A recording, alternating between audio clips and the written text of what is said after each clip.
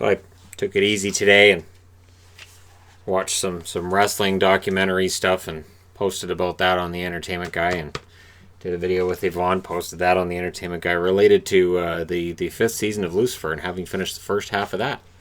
Second half's release date to be determined. Speaking of to be determined, Stanley Cup winners and all of that wonderful stuff. So we'll start things off with Tampa Bay and Boston. I've got the notebook because we got 3 games tomorrow and I want to get into some stats, some numbers, which I haven't really been getting into because honestly the numbers stay pretty much the same from game to game, but I think this is a good point to look at it. So the series is 2-1 in favor of Tampa. It's game 4, and Tampa Bay is favored according to betting circles, if that means anything to you. Kucherov leads Tampa with assists. He's got 4 goals, 10 assists. Point leads them in overall points with 6 goals, 9 assists, 15 points.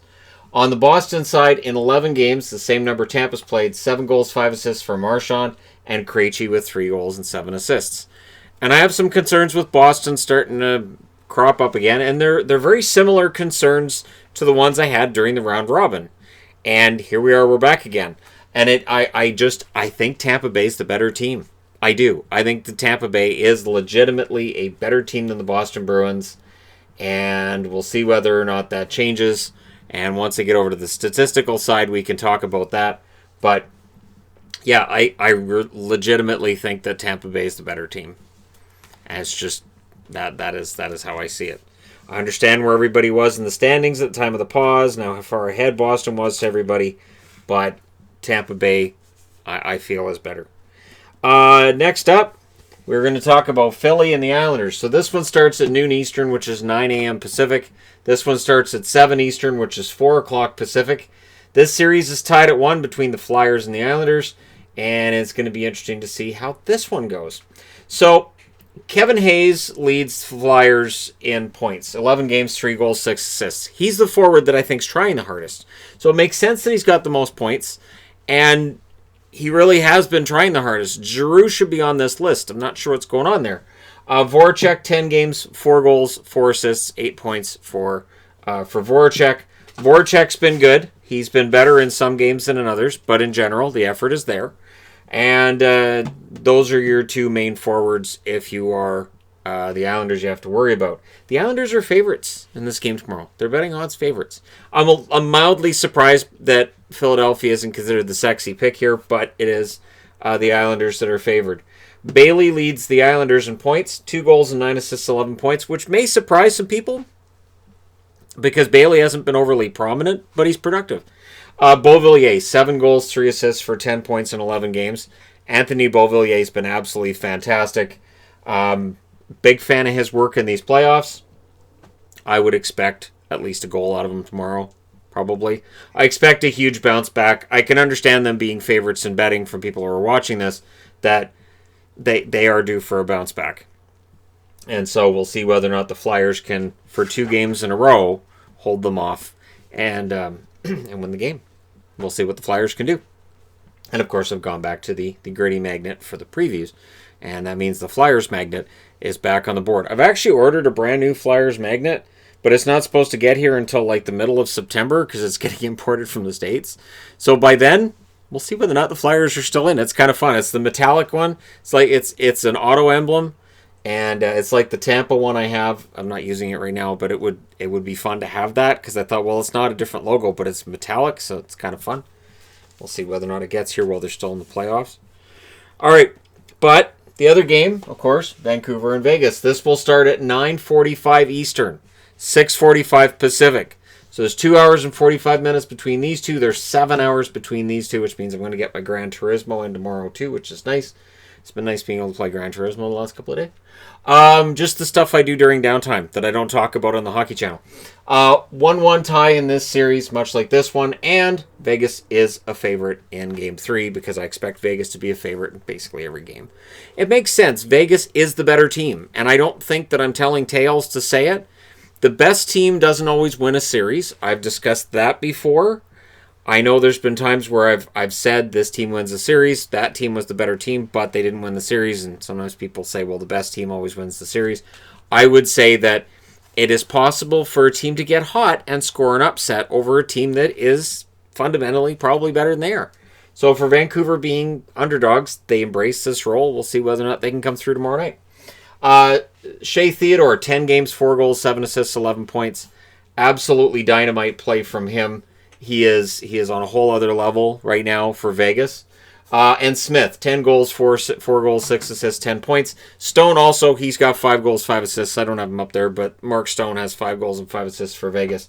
They have a very well-rounded, balanced attack. So it is hard to find any one player that you can shut down if you're Vancouver and say, all right, so we got Vegas control because we shut down Stone. Because that wouldn't make sense because you got Marchessault, you've got Smith, you got Pacioretty. Well, we shut down Pacioretty. What about Stone? Oh, crap, I forgot Stone. And he scores. On the Vancouver side, of course, Pettersson, 12 games, 5 goals, 11 assists, 16 points. The interesting thing with Pettersson is this. Pettersson's played very well. I don't think we've seen the best from Pettersson, though. I don't. I think there's another level with Pettersson than what we've seen, even though he has 16 points in 12 games. I do. So I'm complimenting Pettersson. I'm saying I like these points, but I think there's another gear there in terms of the goals. I do. I see Horvat's 8 goals, and I think, you know what? Pettersson could have scored those 8. JT Miller, 5 goals, 6 assists for 11 points in 12 games. For a first-round draft pick, that's not too shabby. So for Vancouver, we'll see how things go tomorrow night. Now, statistically speaking, if you're looking at top defensemen, and of course we've got Theodore already on the board here for Vegas, so there's going to be 2 defensemen mentioned for Vegas. Quinn Hughes, 12 games, 1 goal, 10 assists for Vancouver, has been absolutely fantastic. Torrey Krug for Boston, and I've only done the 6 teams that are on the board. Torrey Krug, 6 assists in 11 games. I have some concerns with Krug. I do. I could probably have some grievances with Krug if things continue this way, but I don't right now. And I'm hoping I won't. Nate Schmidt, 10 games, 1 goal, 5 assists, 6 points. He wishes he had 10 goals. He doesn't, not yet. But 6 points in 10 games is not too shabby, and a nice support for Theodore. Ryan Pulock, 11 games, 1 goal, 5 assists, 6 points. One of the many underrated members of that Islanders blue line. Hedman, 11 games, 3 goals, 3 assists, 6 points. You know, the scary thing with the Tampa Bay Lightning is I don't think Hedman's played his best hockey yet. I think Hedman's still nursing an injury here and there, and I don't think that he's been 100%, and yet Tampa Bay's up 2-1. So you've got Stamkos out. Hedman doesn't look like he's Hedman yet, and I know he's been very good, but I'm saying he can be the best defenseman in the game. Tampa's scary if Stamkos comes back, and if the days off help Hedman, and if he's able to be at 100%. And Sanheim is your leading scorer for the Philadelphia blue line. 11 games, 1 goal, 4 assists, 5 points. Sanheim's been excellent. He has. On a blue line that, again, you might underrate overall for the Flyers, he's been excellent. Sanheim's been really good. Now, on the goaltending front, Carter Hart leads the goaltenders that likely play tomorrow in save percentage with a .935. Varlamov has a .932, which includes those back-to-back shutouts. Markstrom, .925, so he still has an excellent save percentage overall. Vasilevsky, .924. Leonard, .909. And Halak has a .903. Now, that being said, if they go to their backups, Vladar for Boston has the .800 save percentage after being thrown to the Wolves in the last game. Greiss has a .952, so if we see Greiss end up getting a start or two in this series, it really shouldn't surprise anybody. He is excellent on his own. Elliott with a .913 may very well see ice time for the Flyers in this series. Demko has a perfect 1,000. He saved all 4 shots when he came in relief of Markstrom in Game 1 against Vegas. And Fleury with an .886. And Vegas fans will say that's a small sample size, and I will agree. Absolutely agree. I do think Leonard's the better of the 2 goalies, but we'll see what happens the rest of the way in this series. And McElhinney. McElhinney has not taken the ice yet for Tampa, and I don't necessarily see that happening, especially with the extra days off we've had now. I think it's pretty safe to assume that Vasilevsky plays the games from here. And it's quite possible that they could take out Boston in 5 because they've been pretty good. So moving on to news of the day. I'll do a timestamp for that, and this is pretty quick. Chad Ruhwedel has signed an extension with Pittsburgh for $750,000. That kicks in not this season coming up, but in the 2021-2022 season. So he likes it in Pittsburgh. Pittsburgh likes having him there. Good, affordable number 6 defenseman. And he's saying, yep, I'll stay another year after next year. So he likes job security. Who doesn't? On the St. Louis front, reason I'm wearing a Blues jersey, Berube says the first round loss, he attributes it to two things, and he doesn't take anything away from Vancouver. But he echoes what the general manager said, that there were players who had been ill with COVID before we got into the bubble. So they didn't have it, but they were still feeling down and still feeling sick and not having their energy back.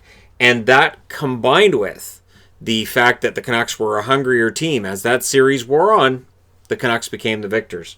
So he's still saying all the right things about Binnington, and why shouldn't he? He won a Stanley Cup last year. I know with goaltenders, it's what did you do for me last night? It's not even what have you done for us lately. It's what did you do for us last night?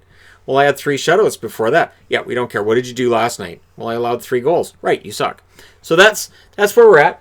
And the other thing, too, the Blues are making overtures to Pietrangelo to try to keep him around. And they've already started making offers. So the plan is to keep Pietrangelo. He wants to stay. We'll see how serious the team and the player are about making sure that this marriage continues beyond this season. And honestly, I don't want to see him in another jersey. As much fun as it is to say, oh, what if he goes to Winnipeg? What if he ends up in Toronto and they make all this cap space to sign him? As much fun as that is to speculate on, I'd like to see him stay with the Blues. It'd be weird to see him in another jersey. So we'll see what happens. Let me know your thoughts in the comment section below as always. Don't forget to hit like and subscribe if you're browsing your way through. You just happened upon this video and hey, these games start early tomorrow. So I got to be up early to watch them. And yeah, but it was nice couple of days watching some TV and catching up on some stuff. So thank you guys so much for everything. I will talk to you again soon.